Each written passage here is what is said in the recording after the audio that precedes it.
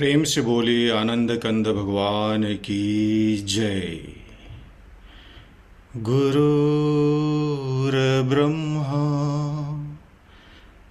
गुरुर्विष्णु गुरुर्देव महेश्वरा गुरुर्साक्षात् परं ब्रह्म तस्मै श्री गुरुवे नमः। बंदो गुरुपदकंज कृपा सिंधु नररूप हरि महामोह तव पुंज जासु बचन रविकरणी कर अखंडमंडलाकारं व्याक्तं वेनं चराचरं तत्पदं दर्शितं वेनं तस्मै श्री गुरुवे नमः। तस्मै श्री गुरुवे नमः। प्रेम से बोलिए श्री सद्गुरुदेव महाराज की जय। आदि शक्ति श्री जगजननी माता जी की जय। परम संत श्री हंस जी महाराज की जय। सभी दिव्य परिवारों की जय। सभी पूजनीय संत महात्माओं की जय। साचे गुरु दरबार की जय। हे परमपिता परमात्मा श्री सद्गुरुदेव महाराज जी, आज के इस यूएई साप्ताहिक सत्संग में उपस्थित देश विदेश से हमारे पूजनीय संत महात्मागण, प्रेमीगण एवं जिज्ञासु सभी को स्वागत और मेरा सादर जय श्री सच्चिदानंद।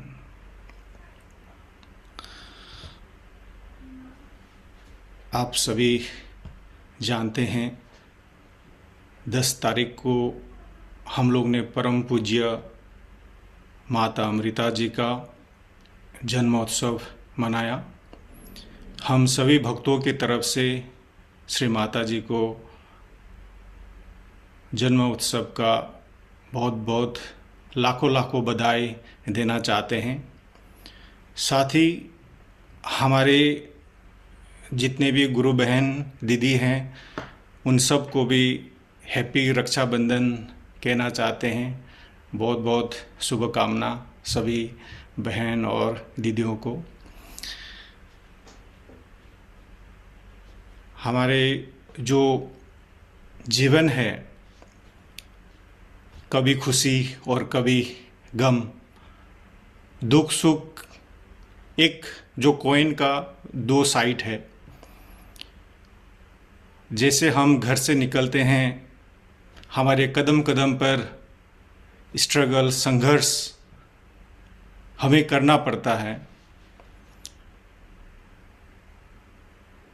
कोई स्टूडेंट होगा, कोई जॉब करता होगा, अपने अपने फील्ड में अपने अपने समस्या है।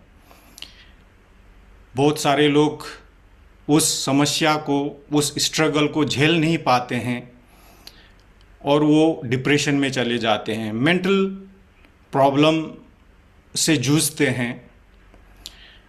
लेकिन हम सभी जो प्रेमी हैं बड़े भाग्यशाली हैं कि हमें ऐसे दरबार मिले हैं, हमें ऐसे गुरु मिले हैं, ऐसे अमूल्य ज्ञान मिले हैं जिसके द्वारा हम एक संतुलित जीवन जीने की चेष्टा कर रहे हैं, प्रयास कर रहे हैं।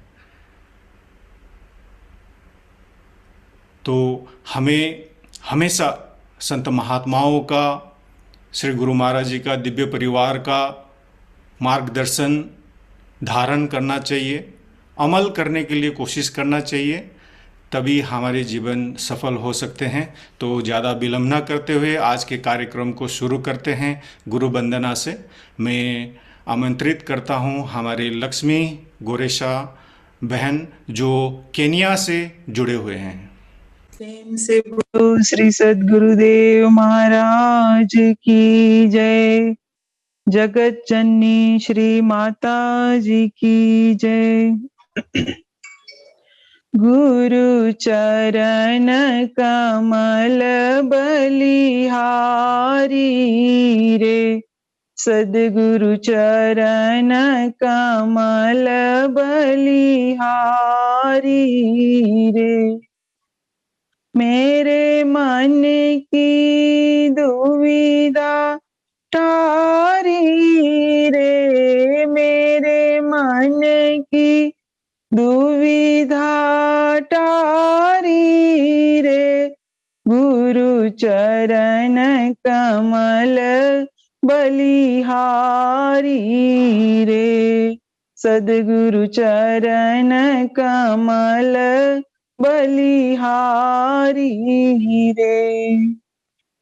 भव सागर में नीर पारा, डूब रहा नहीं मिले किनारा। पल में लिया उबारी रे, गुरु पल में लिया उबारी रे। गुरु चरण कमल बलिहारी रे, सद्गुरु चरण कमल बलिहारी रे। काम क्रोध मद लोभ लुटेरे, जन्म जन्म के वैरी मेरे। सबको दीना मारी रे, गुरु सबको दीना मारी रे। गुरु चरण कमल बलिहारी रे, सद्गुरु चरण कमल बलिहारी रे। द्वैत भाव सब दूर कराया, पूर्ण ब्रह्म एक दर्शाया। घट घट ज्योत निहारी रे, गुरु घट घट ज्योत निहारी रे। गुरु चरण कमल बलिहारी रे, सद्गुरु चरण कमल बलिहारी रे। जोग जुगत गुरुदेव बताई, ब्रह्मानंद शांति मन आई।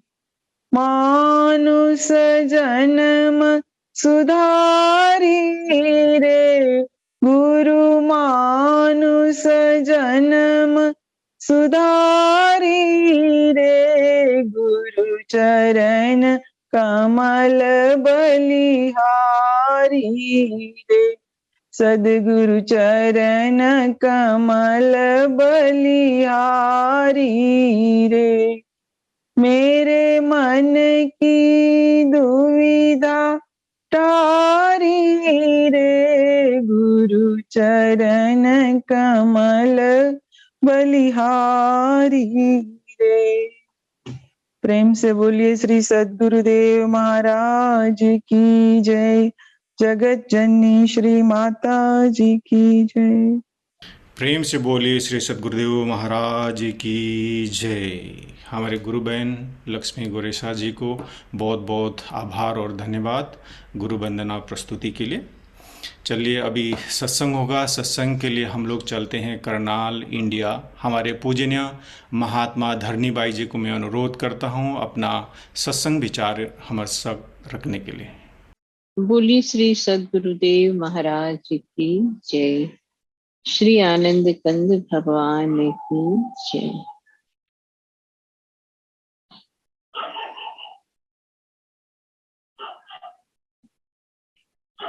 वन्दे बोधमयं नित्यं गुरुं शङ्कररूपिणं यमाश्रितो हि वक्रोऽपि चन्द्रः सर्वत्र वन्दिते अज्ञानतिमिरान्धस्य ज्ञानाञ्जनशलाकया चक्षुः उन्मिलितं येन तस्मै श्रीगुरवे नमः। तस्मै श्रीगुरवे नमः।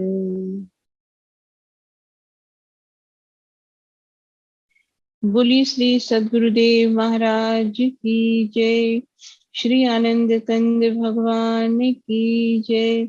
आदि शक्ति जगत जननी श्री माता जी की जय। सभी दिव्य महान विभूतियों की जय। सच्चे दरबार की जय।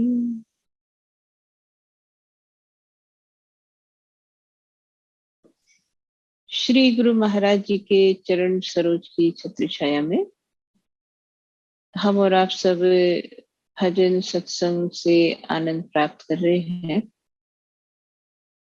और ये जो समय है हमारे भारतीय कैलेंडर के अनुसार जो सावन और भाद्रपद, ये जो 2 महीने त्योहारों से भरे होते हैं। और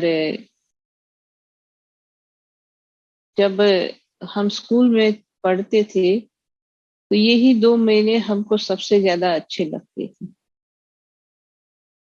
क्योंकि एक दिन स्कूल जाओ, 2 दिन छुट्टी, फिर स्कूल जाओ, फिर छुट्टी। तो ये त्योहारों का समय है। और जैसा भी आकाश भाई बता रहे थे कि हमने हम सब के पूजनीय आदरणीय प्रातः स्मरणीय हमारी जो गुरु माता है अमृता माता जी का जन्मोत्सव मनाया, जन्मदिन मनाया, और उसके बाद रक्षाबंधन भी मनाया। और अभी आगे परम पूज्य सुयश जी महाराज जी का जन्मदिन हम मनाएंगे। फिर जन्माष्टमी भी आ रही है। तो त्योहारों की बहार है। लेकिन ये जो त्योहार, जितने भी त्योहार आ रहे हैं, ये हम सबके लिए कुछ न कुछ संदेश कह सकते हैं लेकर के आते हैं। और जो अभी हमने, कुछ लोगों ने आज भी मनाया, किसी ने कल मनाया रक्षाबंधन का त्योहार। तो वैसे तो हम सब इस बात को कहते भी है कि भाई और बहन के पवित्र संबंध का ये त्योहार है। हमारी भारतीय परंपरा में भाई और बहन के संबंध पर 2 त्योहार आता है। एक रक्षाबंधन का होता है और एक भाई दूज का होता है। और जिसमें हम कहते हैं कि एक त्योहार में बहन जाती है भाई के यहाँ, और एक त्योहार ऐसा है कि जहाँ भाई को बहन अपने घर बुलाती है। हालांकि त्योहार किसी भी रूप में मनाया जा रहा हो, लेकिन एक ये जो पुरानी हमारी सामाजिक परंपराएं थी, उसका ये हिस्सा इसलिए था क्योंकि ये समय होता था जब कभी कि भाई परिवार में जो कन्या है, बेटी है, उसका ब्याह हो गया और वो अपने ससुराल चली गई है। ससुराल भी इतना दूर होता था कि ऐसा नहीं था कि भाई चलो आए दिन जो है मायके जा रहे हैं, या मायके वालों को बार बार खबर मिल रही है कि ससुराल में बेटी का क्या हाल है।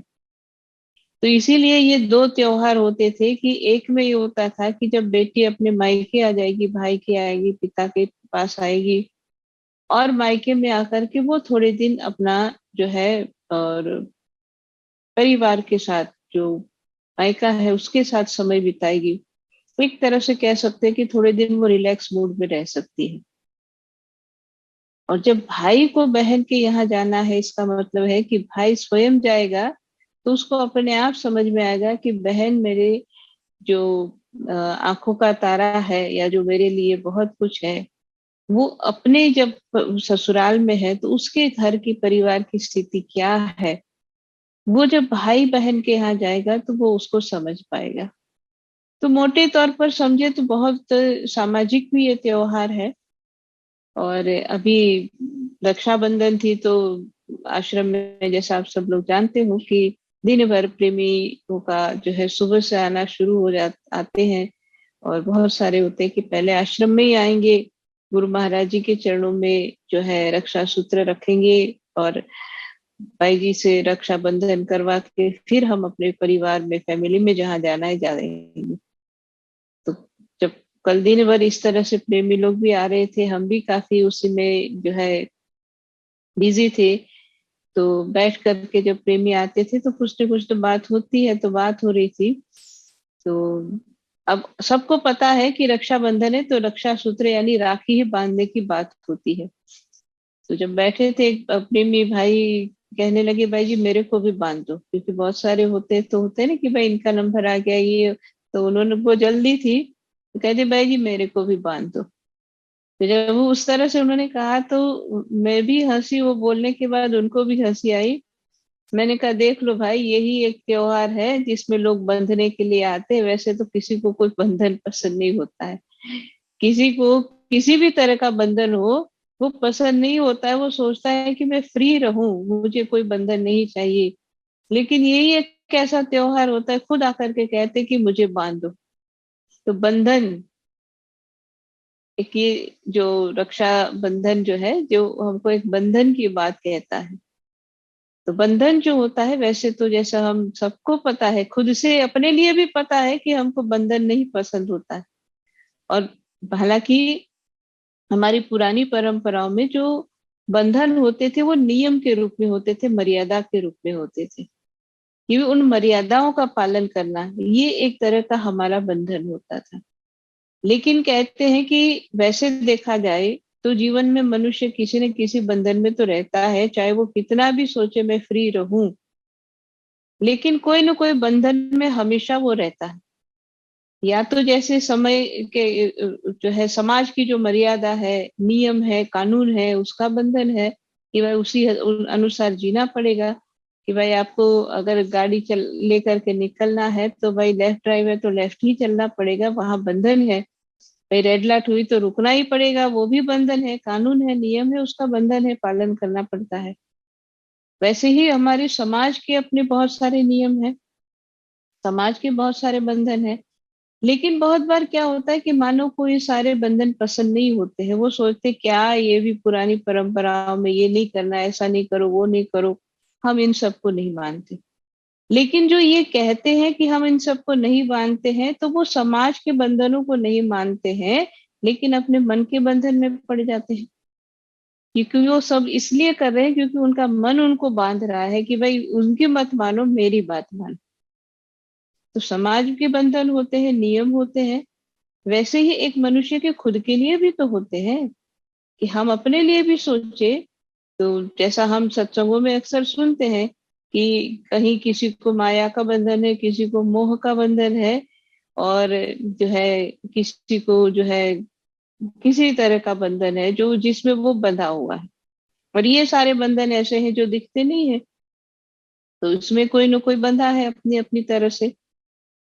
तो कहते हैं कि चाहे कोई व्यक्ति संसार के बंधन में रहे, चाहे कोई कहते हैं अपने ही स्वभाव के, अपने ही और विकारों के बंधन में रहे, बंधन तो हमेशा मानव को रहने वाला है जब तक वो संसार में है। अब वो किसी भी रूप का हो सकता है। लेकिन इन सबके साथ अगर हम एक बात और समझते हैं तो ये पता लगता है कि भाई इन सब बंधनों के अंदर कहीं ना कहीं कष्ट है, कहीं ना कहीं दुख है। लेकिन कहते हैं कि संसार में एक ऐसा बंधन है जो बंधन ही अपने आप में इसलिए बांधा जाता है कि जिससे मुक्ति मिल जाए। मुक्ति के लिए एक बंधन होता है, और वो होता है गुरु आज्ञा का बंधन। कि जो गुरु के शरण में रह करके, गुरु को समर्पित होकर के और गुरु आज्ञा रूपी बंधन में जो रहता है, जैसा हम सुनते हैं कि मैनावती जी ने अपने पुत्र को कहा, गोपीचंद को, जो राजा है लेकिन अब राजपाट छोड़ करके और जंगल में जा रहे हैं गुरु की शरण में रहने के लिए, गुरु की सेवा करने के लिए। तो माता मैनावती ने जो शिक्षा दी थी उसमें एक शिक्षा ये भी थी ना कि आज्ञा रूपी किले में रहना, कि तो किले में रहना। तो गोपीचंद कहते हैं कि माँ अब तो मैं जंगल में जा रहा हूँ, ये किले में कैसे रहूंगा। तो माँ ने कहा कि भाई गुरु की आज्ञा रूपी किले में जो रहेगा तो कहते वहां मृत्यु का भी भय नहीं होता है। तो यही एक ऐसा बंधन है, हालांकि ये बंधन नहीं है, हमारे लिए ये सब कुछ होता है। एक शिष्य के लिए गुरु की आज्ञा ही जीवन होता है और शिष्य के लिए गुरु की आज्ञा ही प्रायोरिटी होती है, सबसे पहले स्थान पर होती है।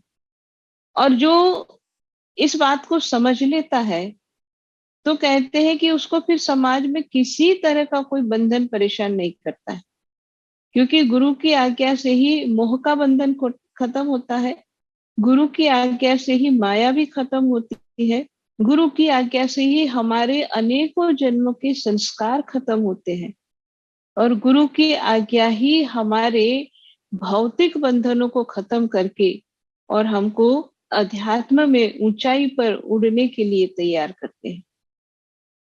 तो इसीलिए जो शिष्य इस बात को समझ लेता है वो सहर्ष उसको अपने जीवन का हिस्सा भी बना लेता है, या तो उसको अपना जीवन ही बना लेता है कि जो मुझे कहा गया मैं वही करूं।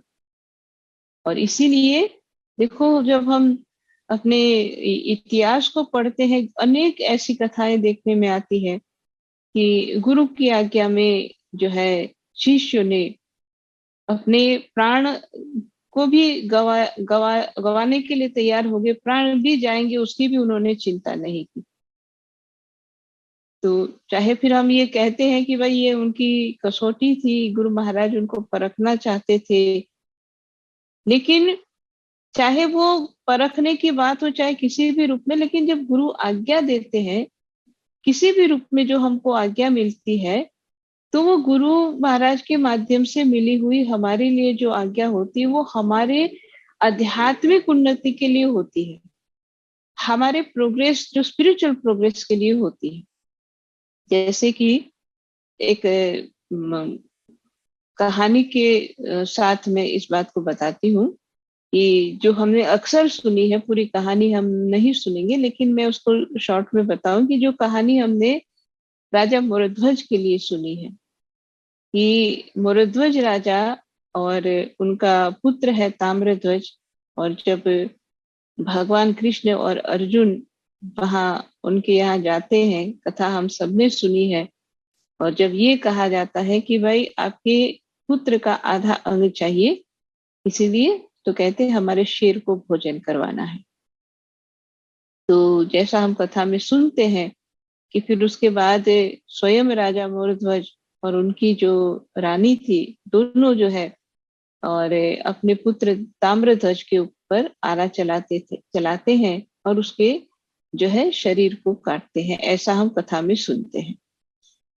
तो अब इसमें जो है कि बात की भाई आज्ञा हुई कि हमको ये चाहिए और आपको ये करना है, तो कहते हैं कि इस कथा में सुन के जब कभी सुनते हैं कोई, तो किसी के मन में ये सवाल आता है कि ये कैसी आज्ञा है, किसी के पुत्र को मारने की कोई आज्ञा देता है क्या? वो अपने ही हाथ से उसके ऊपर आरा चला रहे हैं, उसके शरीर के 2 टुकड़े कर रहे हैं, कोई इंसानियत है क्या? मानव अधिकार है वाले तो मतलब कह सकते, मानव अधिकार की चिंता करने वाले तो बहुत कुछ कहेंगे कि भाई ये सब गलत है, ऐसा नहीं होना चाहिए, क्योंकि जब भौतिक आंख से, भौतिक बुद्धि से जो समझ में आता है वो कुछ और होता है, लेकिन गुरु की आज्ञा वो भौतिक नहीं होती है। गुरु की आज्ञा एक अध्यात्म की हाईएस्ट लेवल की जो है बात होती है।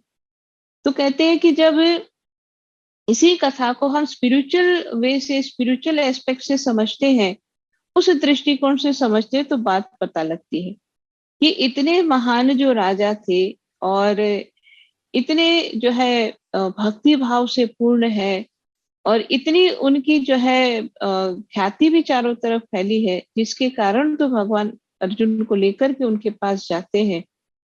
तो कहते इतने भक्त शिरोमणि धर्मात्मा राजा, जिसके कहते हैं कि कोई कमी नहीं है उसके विचारों में, उसकी वाणी में, उसके व्यवहार में, उसके जीवन में। लेकिन कहते हैं कि इतने महान राजा के जीवन में सब कुछ होते हुए भी एक छोटी सी कमी थी। और वो कमी क्या थी?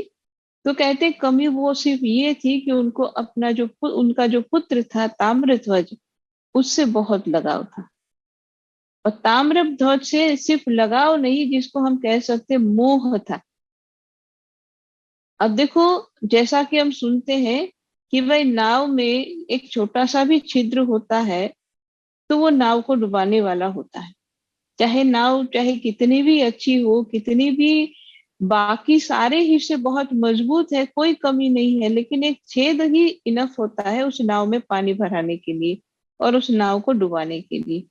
ऐसे ही जो है अध्यात्म की राह पर हमको यही बताया जाता है कि अगर हमारे अंदर भी इस तरह के कोई छिद्र रह जाते हैं तो वो हमारी स्पिरिचुअल जर्नी में हमें आगे बढ़ने नहीं देते हैं। और गुरु महाराज हर एक के लिए, जिसके लिए जो आज्ञा देते वो आज्ञा उसी प्रकार की होती है कि जिससे उस शिष्य के अंदर की जो कमी है वो खत्म हो, उसके जो छिद्र है वो छिद्र जो है भर जाए या छिद्र ना रहे। इसी तरह की आज्ञा हमेशा दी जाती है। तो ये उसका आध्यात्मिक पहलू है, स्पिरिचुअल एस्पेक्ट है इसका, कि आध्यात्मिक रूप में समझते हैं तो बात पता लगती है कि ये पुत्र को नहीं काटा जा रहा था। सच्चाई क्या है कि जब मोरध्वज राजा अपने हाथ में आरा लेकर के अपने पुत्र के ऊपर चला रहे थे, तो कहते हैं कि दिखने में तो ये लग रहा था कि पुत्र के शरीर पे आरा चल रहा है, लेकिन जैसा कि हम सुनते हैं अध्यात्म ही एक ऐसा है कि जिसमें जो दिखता है वो कुछ और होता है और वास्तव में जो हो रहा होता है वो कुछ और होता है। तो यहाँ भी यही है कि मोरध्वज की कथा में कि भाई आरा चल रहा है पुत्र पर, ये दिख रहा है, लेकिन जो नहीं दिखती है वो बात क्या थी? तो कहते नहीं दिखती वो बात ये थी कि वो आरा उस उनके पुत्र के ऊपर ही नहीं चल रहा था, लेकिन मोरध्वज का जो मोह था अपने पुत्र के प्रति, जो उनको भक्ति की राह में कहीं न कहीं और आगे बढ़ने से रोक रहा था, या तो कह सकते हैं कि उनके अंदर एक पूर्णता लाने में जो कमी रख रहा था वो मोह, उस मोह पर आरा चल रहा था। और इसलिए जब वो मोह पर अच्छी तरह आरा चले गया, मोरध्वज जो राजा थे जिनका मोह पूरी तरह से खत्म हो गया, और तब क्या हुआ, जैसा हम कथा में सुनते हैं आगे कि फिर बाद में तो यही कहा जाता है कि फिर भगवान जब भोजन करने के लिए उनको आसन दिया गया, अर्जुन भी बैठे हैं, भगवान कृष्ण भी बैठे हैं, और फिर उन जब भोजन परोसने लगे तो भगवान कृष्ण ये कहते हैं कि अरे दो हम दोनों के लिए क्यों लगाया, अपने पुत्र को भी बुलाओ। तो मोरध्वज कहते हैं हाथ जोड़ करके कि साधु महाराज से कि महाराज मेरे पास तो एक ही पुत्र था और वो तो मैंने आपकी सेवा में लगाया, मेरे पास कोई दूसरा पुत्र नहीं है, कोई दूसरा राजकुमार नहीं है। तो उस समय भी वही बात आती है। फिर उनको ये कहा जाता है कि आप अपने पुत्र को बुलाइए। तो अब भौतिक रूप में देखे, जड़ बुद्धि हम सबकी है, उसकी उससे देखे तो ये लगता है कि भाई ये तो बड़ी अजीब बात है। पहले तो कहा कि भाई इसको मारो और मार दिया तो कहते अब बुलाओ, तो भाई ये तो कोई बात समझ में आने वाली है नहीं, भाई इनका तो दिमाग खराब है। भौतिक बुद्धि भौतिक दृष्टि तो यही कह सकती है कि भाई इसमें कोई सार नहीं है। लेकिन जैसा हम कथा में सुनते हैं कि मुझे आज्ञा मान करके जब कहा कि पुत्र को बुलाओ, तो कहते हैं कि जब आज्ञा मान करके अपने हाथ से जिस पुत्र के दो शरीर के दो जो है टुकड़े किए थे, वो राजा जिसने अपने हाथों से अपने पुत्र का जो दाया अंग हिस्सा था शरीर का वो शेर को दिया था, वो राजा कि जिसने सब कुछ अपने हाथों से खुद किया है, लेकिन जब आज्ञा की बात आती है तो वही राजा फिर अपने पुत्र ताम्रध्वज को आवाज लगाते हैं कि पुत्र ताम्रध्वज आओ भोजन करो। और जैसा हम कथा में सुनते हैं कि ताम्रध्वज फिर आता है दौड़ता हुआ, पिता की आज्ञा मानता है, और जैसा कि हम सुनते हैं कि भाई वहां कसौटी हुई और पुत्र भी है। अब वो भी समझने वाली बात यह है कि वही मोरध्वज और वही ताम्रध्वज पहले भी थे, वही मोरध्वज राजा और वही ताम्रध्वज बाद में भी रहे। फर्क किस में आ गया? फर्क इसमें आ गया कि अब मोरध्वज का मोह खत्म हो गया।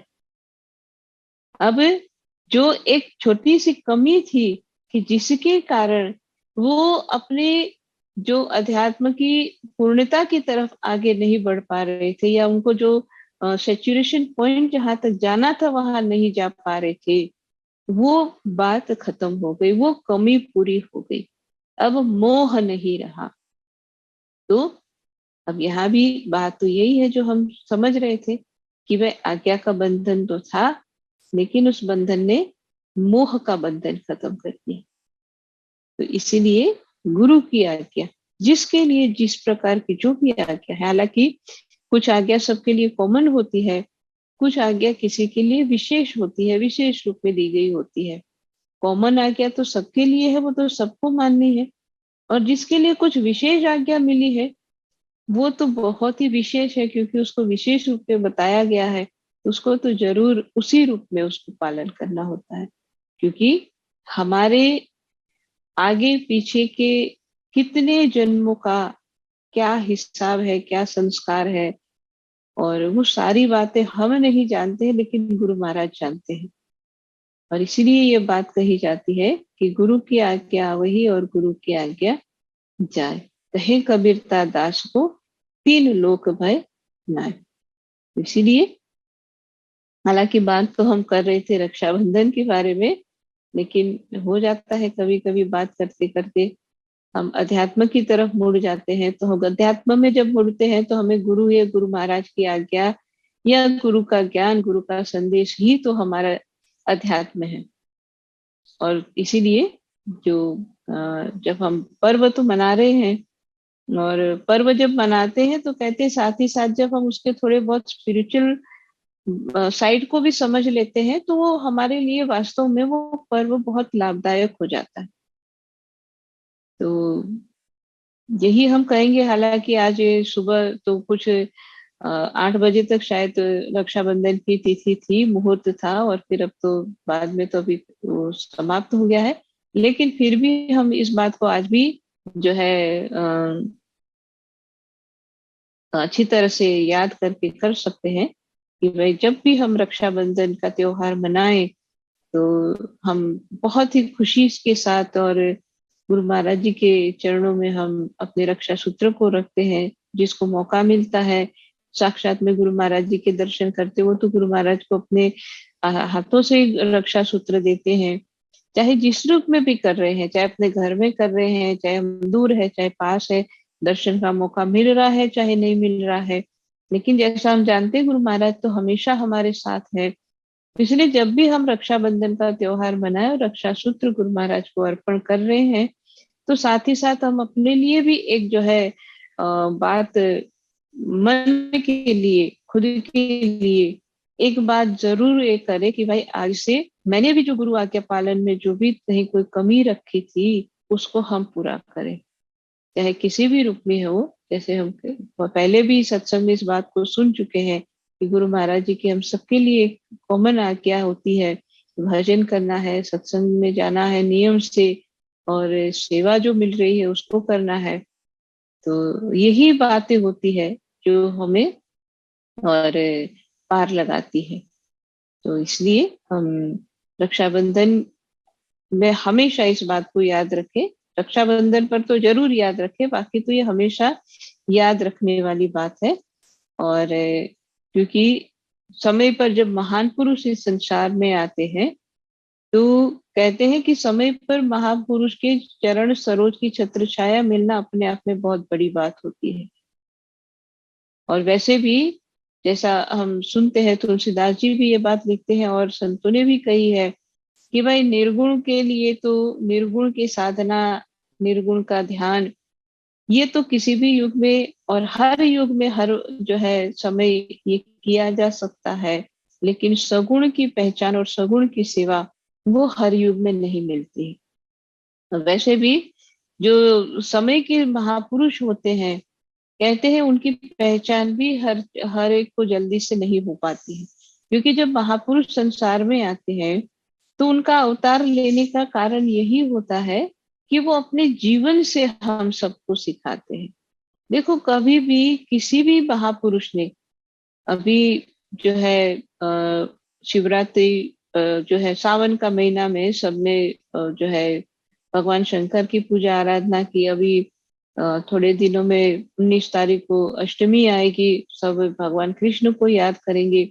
जब हम महापुरुष की हम याद करते हैं तो उसमें यही समझ में आती है, ये देखा भी यही जाता है कि वो अपने जीवन से ही हमको सिखाते हैं। कभी भी वो कहते नहीं है, बोल करके नहीं कहते कि तुमको ऐसा करना चाहिए, तुमको ये नहीं करना चाहिए, तुमको वो नहीं करना चाहिए।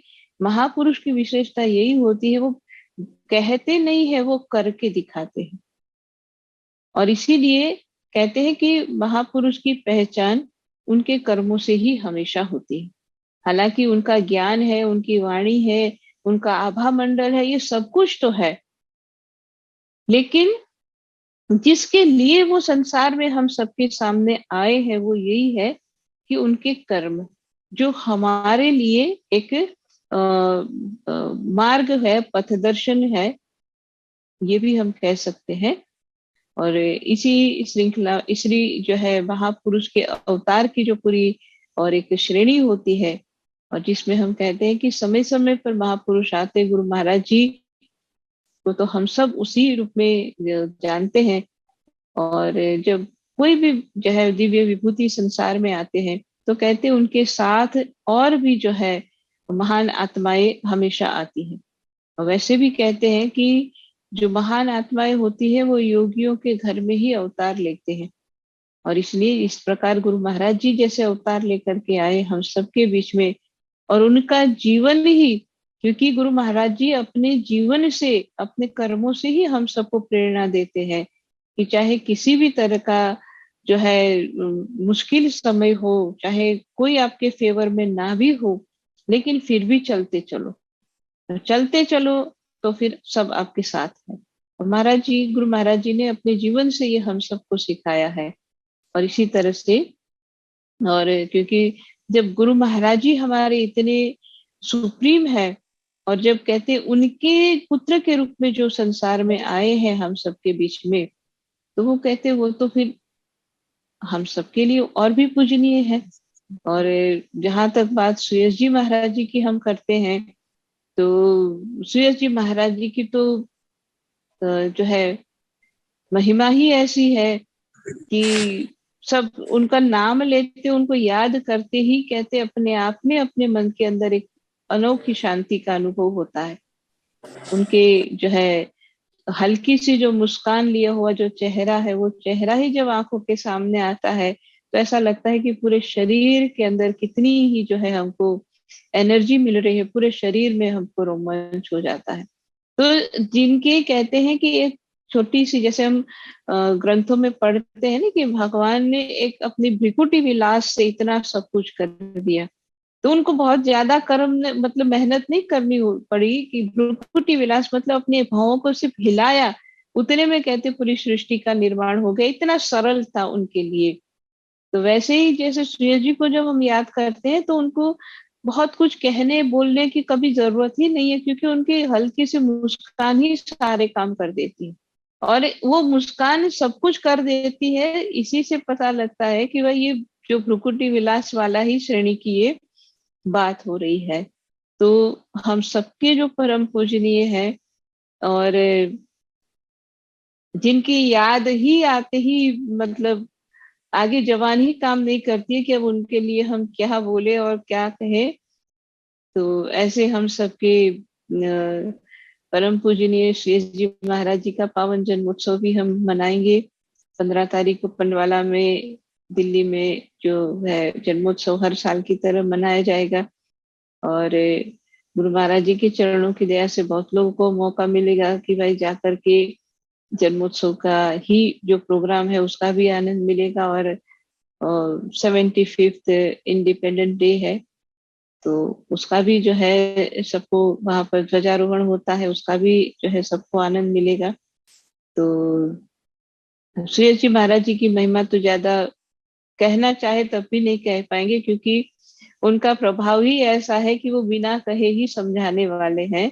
तो इसलिए, और हम इतना ही कहते हैं कि भाई उनकी वही प्यारी सी मुस्कान वाली छवि जो है हमेशा हमारी आंखों के सामने रहे, और इसी तरह से उनका प्रेम हम सबको मिलता रहे, हम पर उनकी दया दृष्टि बनी रहे। और माँ की तो बात ही कुछ और है, माँ तो माँ ही होते हैं। तो माता जी के भी चरणों में प्रणाम करते हुए यही कहते हैं कि इसी तरह अपने प्रेम के आंचल में हम सबको समाये रखे, और हम सब भक्तों के जो है वही पालनहार है, वही रखवाले हैं। तो हमको अपने आंचल में, जैसे हम सुनते हैं ना, कुछ शायद सॉन्ग है कि माँ मुझे अपने गले से लगा ले, आंचल में छिपा ले, कि मेरा तेरे बिना और कोई नहीं है। तो यही है हम सब भक्तों के लिए भी। तो ऐसे ही हमारी जो करुणामयी माँ है उनको भी हम वंदन करते हैं, श्री जी महाराज जी को भी प्रणाम करते हैं, उनके जन्मदिन की बधाई देते हैं, और आप सभी को भी। और 15 अगस्त का जो दिन है उसकी बहुत बहुत बधाई अभी से। और रक्षाबंधन और माता जी के जन्मदिन को भी हम सब ने मनाया, उसकी भी आप सबको भी बधाई। मैं अपनी वाणी को यहीं पर विराम देती हूँ। बोलिए श्री सद्गुरुदेव महाराज जी की जय। प्रेम से बोलिए श्री सद्गुरुदेव महाराज की जय। हमारी पूजनीय महात्मा धरणी बाई जी को अति मार्मिक सत्संग विचार से हम सबको लाभान्वित करने के लिए बहुत बहुत आभार और धन्यवाद। चलिए अभी एक और भजन होगा। भजन के लिए मैं आपको ले चलता हूँ केन्या। हमारे भाप्ती पारमार जी एक सुंदर भजन लेके उपस्थित हुए हैं। मैं भाप्ती जी को अनुरोध करता हूँ अपना भजन प्रस्तुत करने के लिए। बोले श्री सद्गुरुदेव महाराज की जय। आए हैं हम तेरी शरण, ओ सद्गुरु परमात्मा, चरणों में अर्पण है अब मेरी ये आत्मा। सानिध्य ना था जब तेरा, संसार बड़ा इन आँखों में, जो कुछ पाया इस जग से गुरु, अभिमान भरा इस मन में। राहों का मुझे ज्ञान नहीं, मुझको मेरी पहचान नहीं। अंधकार था जीवन में, दिखी मुझे यही रोशनी। सर्व समर्पण कर दिया मैंने, करूं मैं तेरी वंदना। आए हैं हम तेरी शरण, ओ सतगुरु परमात्मा, चरणों में अर्पण है अब मेरी ये आत्मा। जन्मों का दुख मिटाने गुरुवर, तड़प रही है ये आत्मा। भटक रहा हूँ भव भव से, ना जान सका जाऊँ कहाँ। गुरु मेरे शुभ कर्म खिले, तुझ में मुझ भगवान मिले। चल रहा है उन राहों पर, जहाँ गुरु तेरे कदम चले, शीश हो जीवन न मिटे कभी, ऐसा ज्ञान में पाऊं यहाँ। आए हैं हम तेरी शरण, ओ सतगुरु परमात्मा, चरणों में अर्पण है अब मेरी ये आत्मा। मझदार में वो जीवात्मा, गुरु ना जिसके जीवन में, मिले किनारा न उसको कभी, बंद की कर्मों के बंधन में, भूल करूं मैं हर घड़ी, प्रीत तेरी नाकामों करे। मिली है मुझे सतगुरु की शरण, लग जाए मुझे तुझे सुच से लगन। तू ही हमारा, तू ही सहारा, छोड़ शरण हम जाए कहाँ। आए हैं हम तेरी शरण, ओ सतगुरु परमात्मा, चरणों में अर्पण है अब मेरी ये आत्मा। चरणों में अर्पण है अब मेरी ये आत्मा। बोले श्री सद्गुरुदेव महाराज की जय। प्रेम से बोलिए आनंद कंद भगवान की जय। हमारे गुरु बहन भावती परमार जी को अति सुंदर भजन प्रस्तुत करने के लिए बहुत बहुत आभार और धन्यवाद। चलिए अभी सत्संग के लिए हम लोग चलते हैं लखनऊ। हमारे पूजनीय महात्मा अंगिराबाई जी को मैं अनुरोध करता हूं अपना सत्संग विचार हमारे समक्ष रखने के लिए। गुरु के सुमिरन मात्र से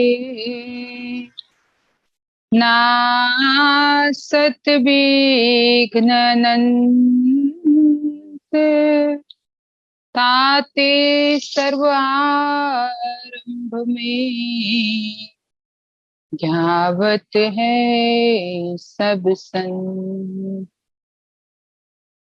गुरु है बड़ गोविंद ते, मन में देख विचार, हरि सुमिरे सुवार है। गुरु सुमिरे सो पार, गुरु समान दाता नहीं, याचक शिष्य समान, तीन लोक की संपदा, सो गुरु दीन्ही दान। बोली श्री सद्गुरुदेव महाराज की जय। आदि शक्ति जगत जननी श्री माता जी की जय। उमापति महादेव की जय। परमाराध्या श्री अमृता माता जी की जय। परम पूज्य श्री विभू जी महाराज की जय। परम पूज्य श्री शेष जी महाराज की जय। साचे दरबार की जय। प्रेमी सज्जनों, आदरणीय भक्तिमती माताओं तथा बहनों,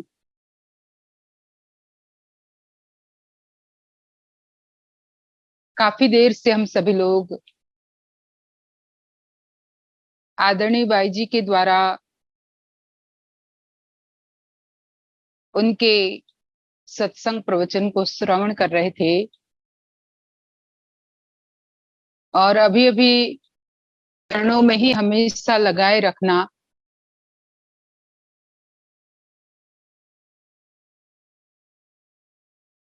संत ज्ञानी भक्त हमेशा अपने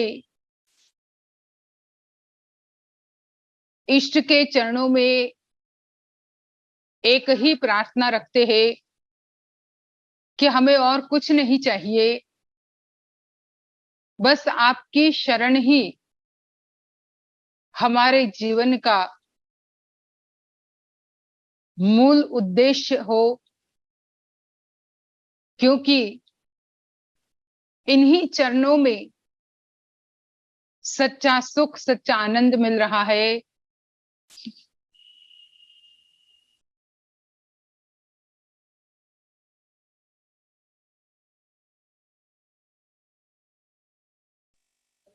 तो बहुत सुंदर वर्ड्स थे भक्ति के भजन के, और लक्ष्मी ने भी अपने गुरु वंदना करते हुए आज के कार्यक्रम को शुरू किया था। दोनों को ही बहुत बहुत धन्यवाद। जैसे कि अभी अभी बाई जी के द्वारा हम श्रवण कर रहे थे रक्षाबंधन का महत्व, उसका अंदरूनी संदेश,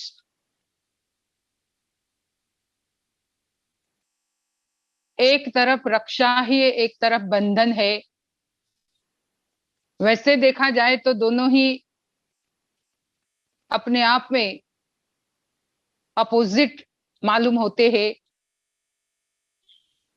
पर फिर भी यहां जो बंधन है, ये बंधन जिसे बॉन्ड कहा जाता है, जिसमें जुड़ने की बात है, जहां हम सभी जानते हैं कि रक्षाबंधन प्रेम का और विश्वास का पर्व है। भाई और बहन के बीच में जो प्रेम और साथ साथ में दोनों को एक दूसरे के ऊपर विश्वास, बहन को एक सूत्र बांध करके मन में ये विश्वास है कि भाई मेरी रक्षा करेगा,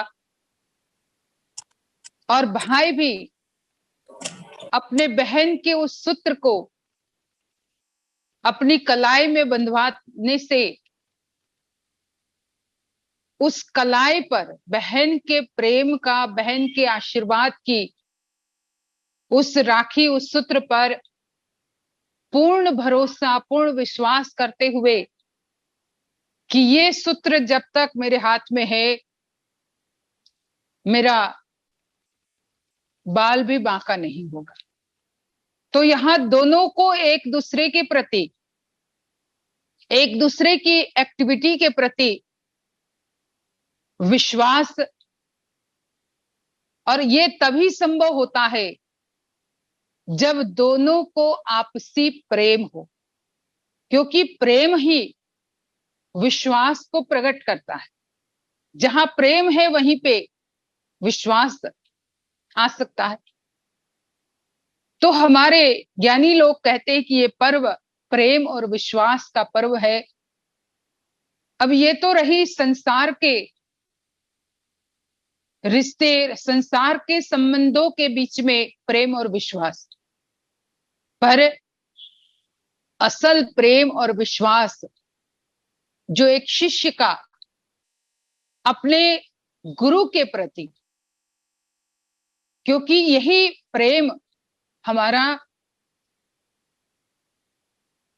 गुरु महाराज जी के ऊपर दृढ़ विश्वास पैदा करता है। यही प्रेम गुरु महाराज जी के सानिध्य में वो आनंद देता है कि जिसे प्राप्त करने के बाद भक्त कहते हैं, मिलता है सच्चा सुख केवल गुरुदेव आपके चरणों में। मिलता है सच्चा सुख केवल गुरुदेव आपके चरणों में। कहा, आपके ही चरणों में सच्चा आनंद मिलता है। हे गुरु महाराज जी, इस संसार में तो अनेकों प्रकार के कष्ट और दुख मेरे रास्ते में आएंगे, लेकिन जैसे ही आपके चरणों से बंध जाता हूं, जैसे ही आपके चरणों से ये मन बंध जाता है, तो वहां फिर आनंद ही आनंद है। तो असल में शिष्य को वो सूत्र गुरु महाराज जी के द्वारा मिलता है कि जिस सूत्र के साथ बंद करके वो अपने प्रभु के प्रति पूर्ण विश्वास, अपने इष्ट के प्रति पूर्ण प्रेम समर्पित करता है। और यही सूत्र जो नाम का अपने आप में ही एक सूत्र है, जो नाम का सूत्र जिसे प्राइमोर्डियल वाइब्रेशन कहा, जो सूत्र अपरिवर्तनशील है। ये सूत्र तो जो हमारी कलाई में हमने रिश्ते नातों के आधार से एक दूसरे को बांधा, ये तो कुछ दिनों में पुराना हो जाएगा, टूट जाएगा, ये मैला भी होता है। लेकिन जो सूत्र गुरु महाराज जी बांधते हैं, नाम का सूत्र, वो एक ऐसा सूत्र है कि जिसमें बंधने के बाद अपने आप ही गुरु महाराज जी के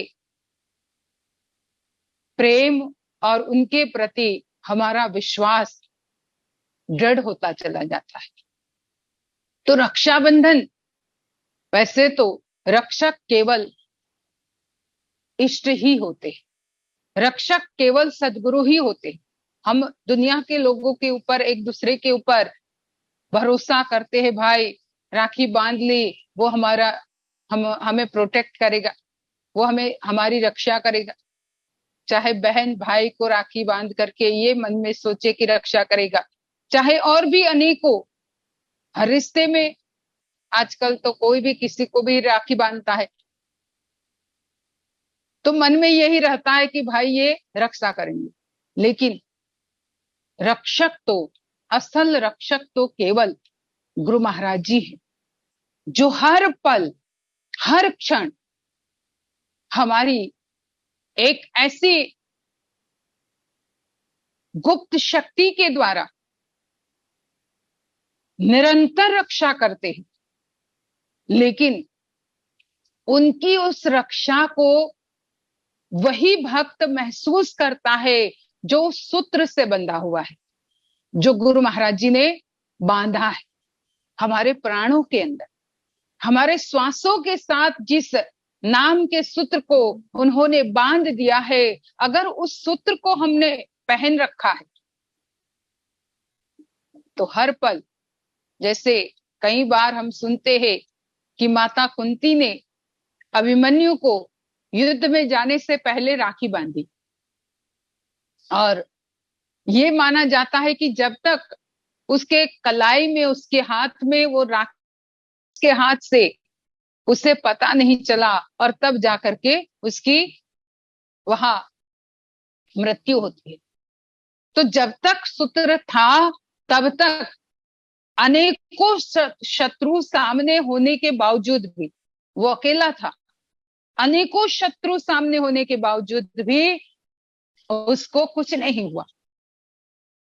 लेकिन जैसे ही सूत्र गिरा, उसकी मृत्यु हुई। इसी तरह से ये नाम का सूत्र भी जो गुरु महाराज जी ने हमें पहना रखा है, हमने जिसको गुरु महाराज जी के श्री चरण कमलों की कृपा से धारण किया हुआ है, ये सूत्र भी अगर पूरे विश्वास के साथ इसकी हिफाजत करते हुए, क्योंकि जरा सा भी अगर हमारा मन इस सूत्र से विलग हुआ, थोड़ा सा भी मन अगर हमारा उससे हट गया और हमने इस सूत्र से विपरीत इस संसार में माया के सूत्र के साथ अपने आप को जोड़ दिया, तो तुरंत ही फिर तो भाई मौत ही मौत है। पर जब तक ये नाम का सूत्र है तो भले हजारों शत्रु हमारे सामने हो, जैसे अभिमन्यु के सामने कई शत्रु थे, 6-7 महावीर थे, वीर योद्धा थे, उसमें कर्ण भी था, अश्वत्थामा भी था,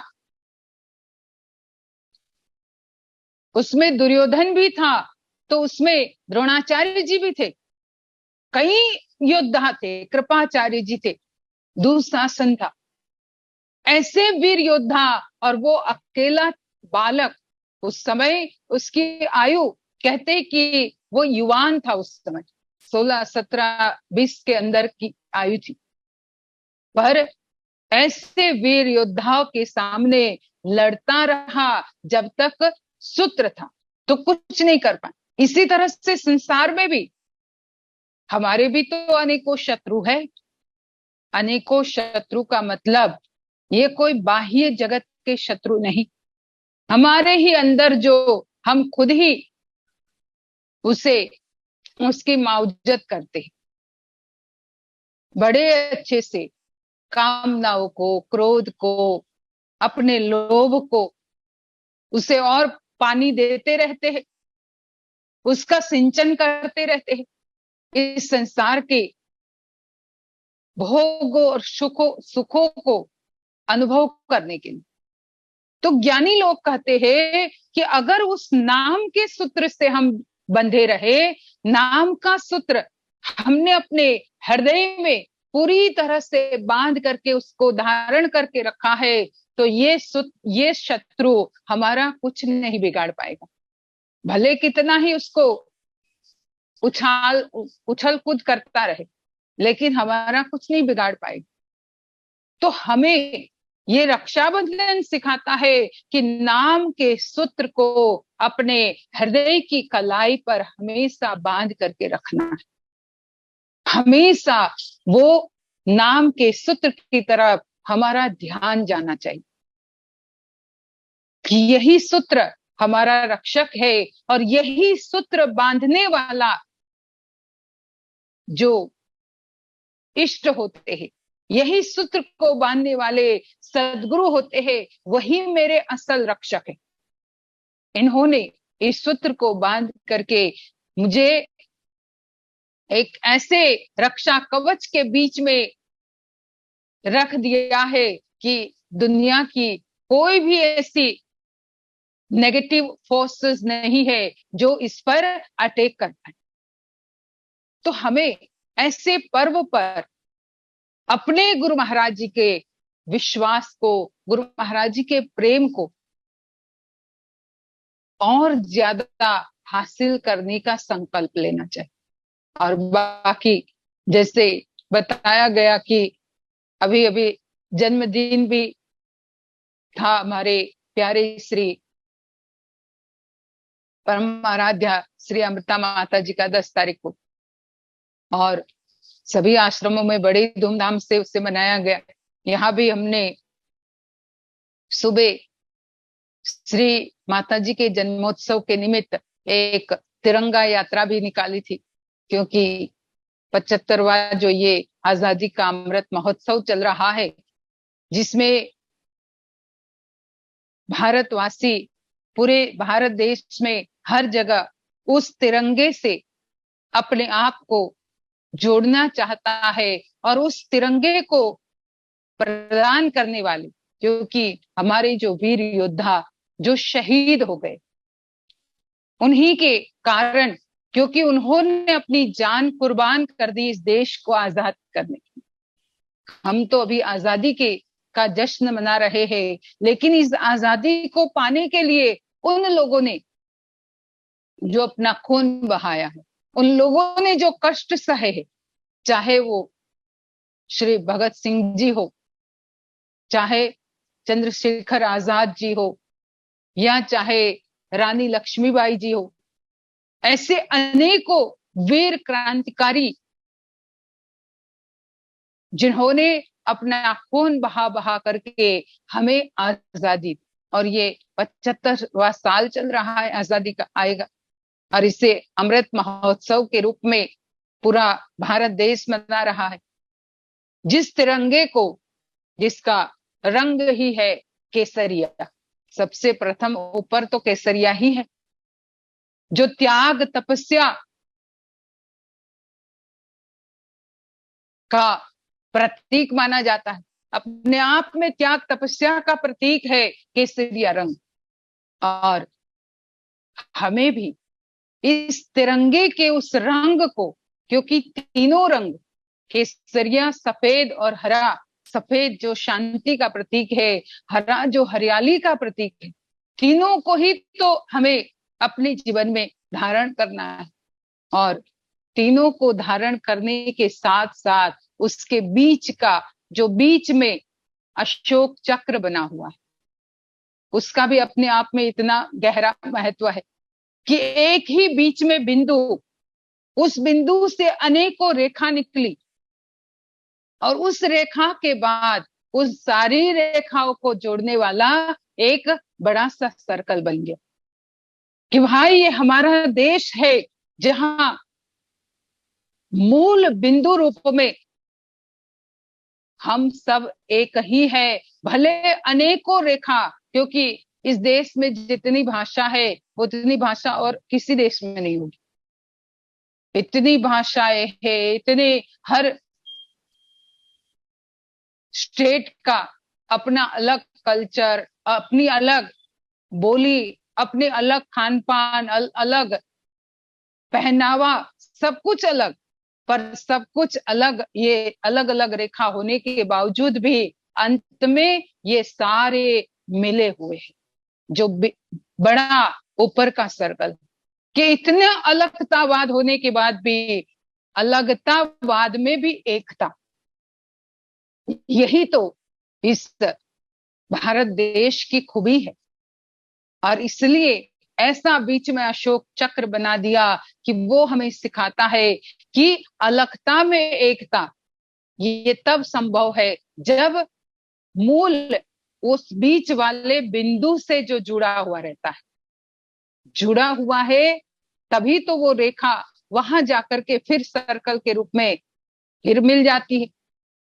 तो यही तो बीच का बिंदु हमें अध्यात्म ज्ञान का प्रतीक मान करके, कि अध्यात्म ज्ञान में भी, हमारे ज्ञान को भी आप देखो, गुरु दरबार को देखो, अध्यात्म ज्ञान अपने आप में वो बिंदु है, लेकिन हम सभी लोग, सभी अलग अलग होने से, अलग अलग कल्चरों के साथ, अलग अलग विचारों के साथ हम इकट्ठे हुए, हम अलग अलग रेखाएं हैं, लेकिन गुरु महाराज जी ने इन सारी अलग अलग रेखाओं को अध्यात्म ज्ञान रूपी बिंदु से जोड़ करके सबको एक कर दिया। तो बड़ा सर्कल जो बाहर का है, वो सबको गुरु महाराज जी की कृपा, गुरु महाराज जी का वो रक्षा सूत्र है जो सबको बांध करके रखा हुआ है। और यही तो हमारे इस गुरु दरबार की अपनी अलग सी खूबी है। तो हमें ऐसा दरबार मिला हुआ है, और ऐसे दरबार में जो हमारे गुरु माता का जन्मदिन अभी अभी सभी लोगों ने मनाया, जो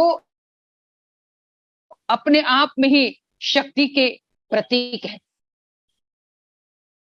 इतनी शक्ति उनके अंदर, ऊर्जा इतनी है कि पूरे इस दरबार को, संस्था को, इस मिशन को ऐसे चला रहे हैं बड़े आसानी से। इतने बड़े बड़े प्रोग्राम, हम तो घर में एक प्रोग्राम करते हैं 12 लोगों को 15 लोगों को इनवाइट करते हैं, उसमें भी कितने हम कहते भाई ये करना है वो करना है, कितने टेंशन में आ जाते।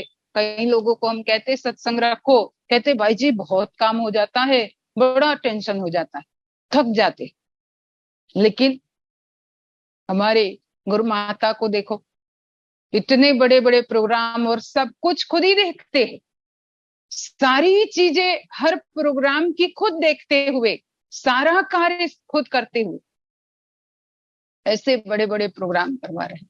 तो अपने आप में ऊर्जा के वो स्रोत है और उन्हीं के हम सभी लोग शिष्य है। तो हमें भी उस ऊर्जा को थोड़ा बिंदु के रूप में अपने अंदर प्राप्त करना है, और उसके लिए ही नाम के मूल बिंदु से हमें जुड़े रहना पड़ेगा, उस सूत्र से जुड़े रहना पड़ेगा। तो मैं यही कहूंगी कि हम सभी लोग ज्यादा से ज्यादा नाम के उस सूत्र से जुड़े रहे और ज्यादा से ज्यादा स्मरण करते हुए अपने आप को गुरु महाराज जी के उस प्रेम और विश्वास के दायरे में ही बांध करके रखे। वही प्रेम और विश्वास के दायरे में अगर हम बंध के रहेंगे तो अपने आप ही गुरु महाराज जी का प्रेम भी हम खूब खूब पाते ही रहेंगे। और इसीलिए ज्यादा से ज्यादा हम सभी लोग स्मरण करें, ज्यादा से ज्यादा नाम की ज्योत के साथ जुड़ करके अपने जीवन को हम सफल और सार्थक बनाए। और सभी लोगों को रक्षाबंधन की बहुत बहुत शुभकामनाएं। आज कई लोगों ने आज रक्षाबंधन मनाई, कई लोगों ने कल भी मनाई थी।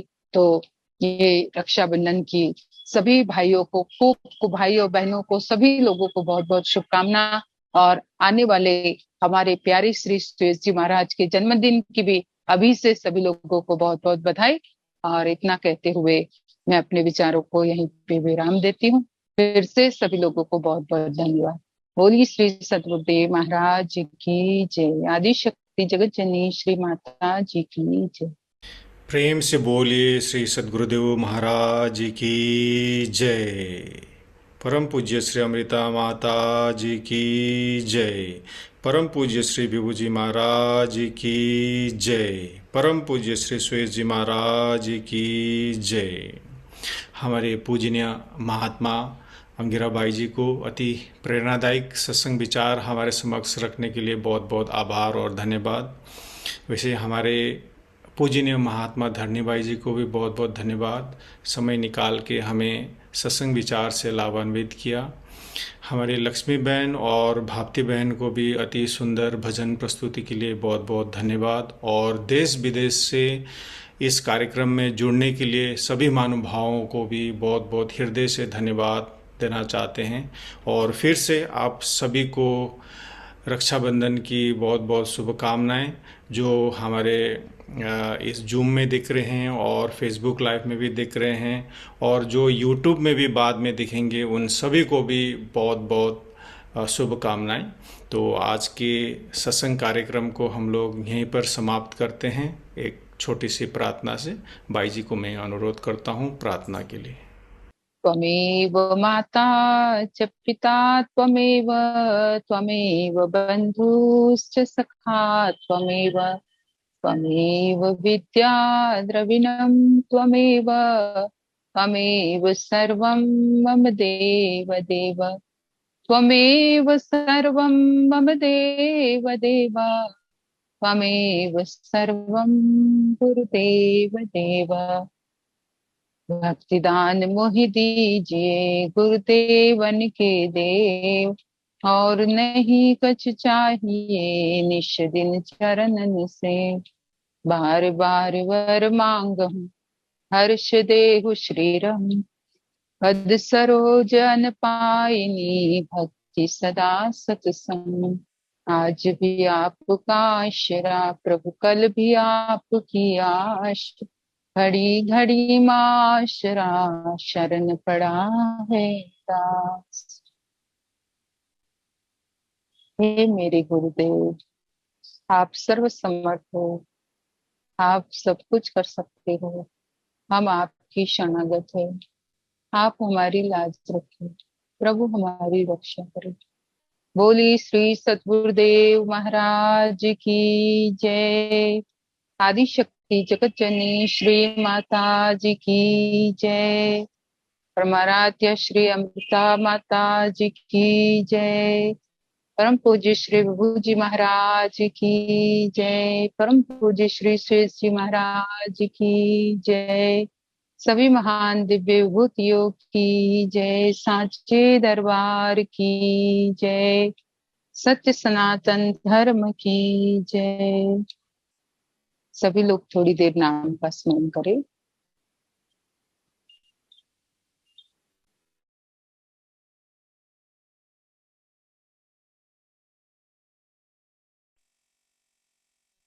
बोलिए आनंद कंद भगवान की जय। सभी पूजनीय संत महात्माओं की जय।